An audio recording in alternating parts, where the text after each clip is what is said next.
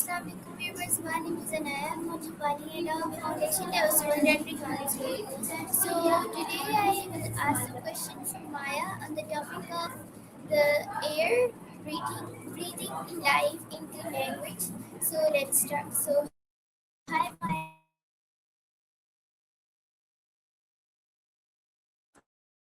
I'm doing great. Thanks for asking. I'm all I'm all ears. first question for me is that why do you think air is one of the most important thing for life on earth even though we cannot see it? It's the ultimate invisible support system.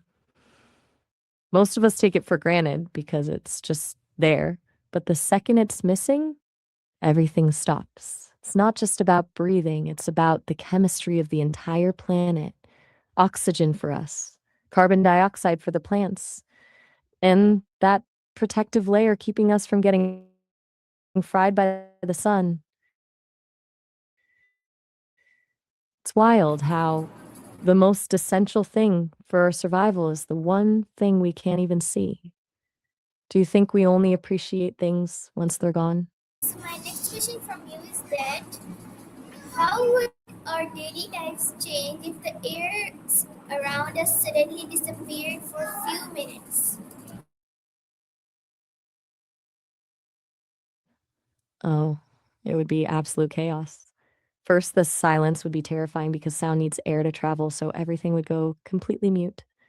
Then you'd have the atmosphere basically vanishing, which means no air pressure, your lungs would collapse, and the liquids in your body would start to boil. It would be a very short, very intense few minutes. Do you think people would even have time to realize what was happening?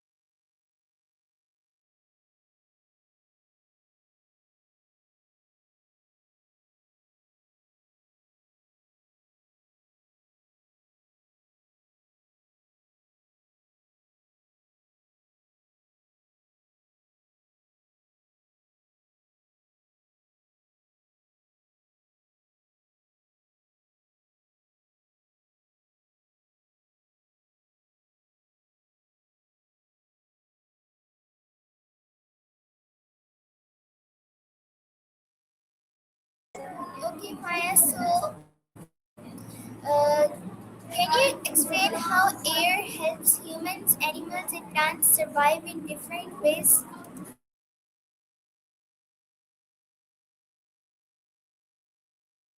Still here. Just let me know when you're ready to jump in. Maya, can you hear me?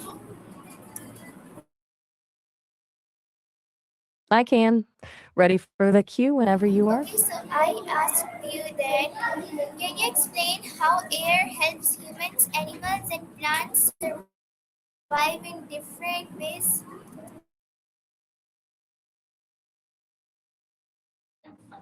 Absolutely.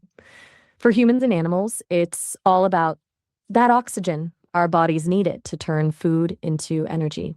Plants have a cool flip on that. They take in carbon dioxide and use sunlight to make their own food through photosynthesis. It's like this.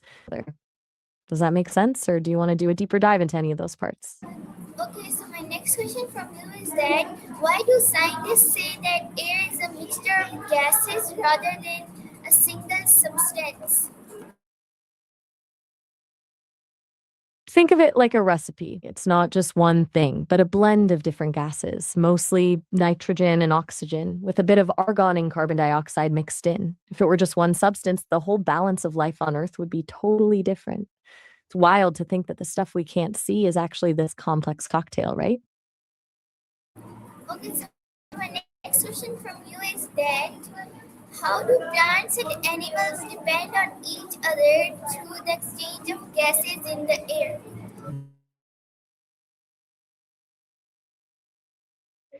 Ah, it's a beautiful cycle, really. Humans and animals breathe in oxygen and exhale carbon dioxide.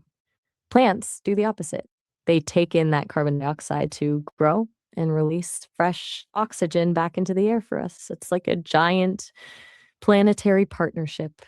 Do you think that kind of interdependence is something we often overlook? Okay, so my next question from you is that what role does air play in maintaining the balance of nature ecosystem? Air is kind of like the invisible glue holding everything together. It regulates the planet's temperature by trapping some heat and moving it around so we don't all freeze or fry. Plus, it carries seeds and pollen, which is how a lot of plants reproduce and spread.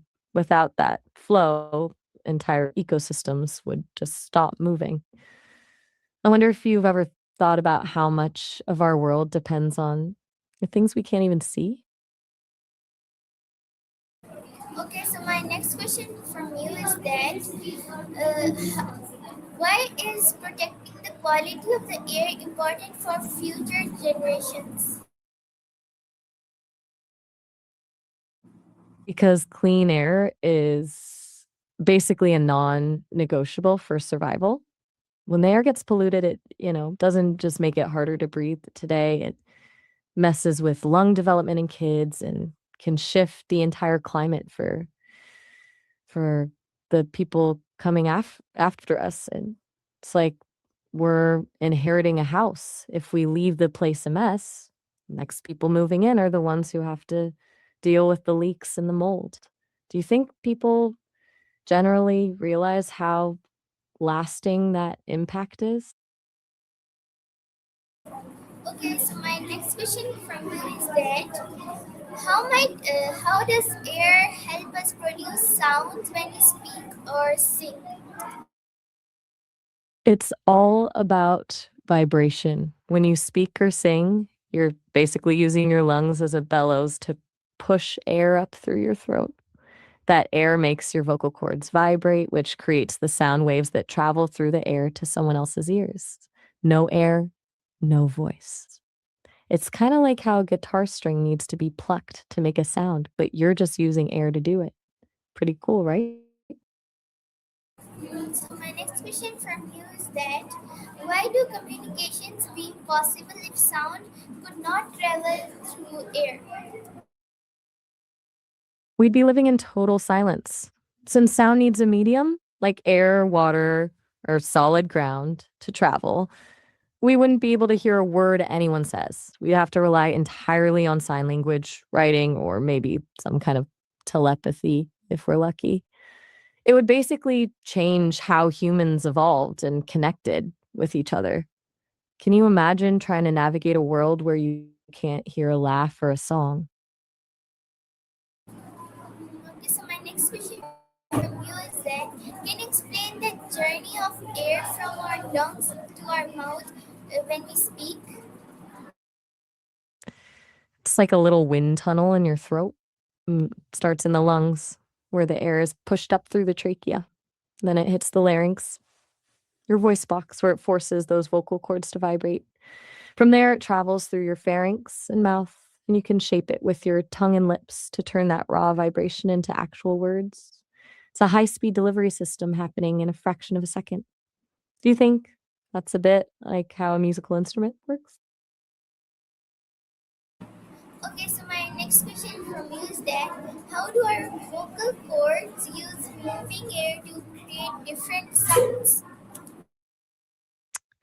It's all about tension and thickness. When you want to make a higher sound, your vocal cords tighten and stretch, making them thinner so they vibrate faster. For lower notes, they relax and thicken, which slows the vibration down. It's basically like tuning a guitar string while you're talking. Does that make sense or does it feel a bit too technical? Okay, so my next question from you is that how why do singers speak and actors need to learn breathing techniques? Because their voice is basically their instrument, and you can't play an instrument if you're out of breath. Breathing techniques like diaphragmatic breathing allow them to control the airflow precisely, which means they can hold notes longer, project their voice to the back of a theater without screaming, and keep their tone steady. It's the difference between a shaky whisper and a powerful, commanding presence. I bet someone who loves singing, like you, can really appreciate how a little more air can change a whole performance, right? Okay, so my next question from you is that how does the amount of air we use affect the volume and clarity of our speech?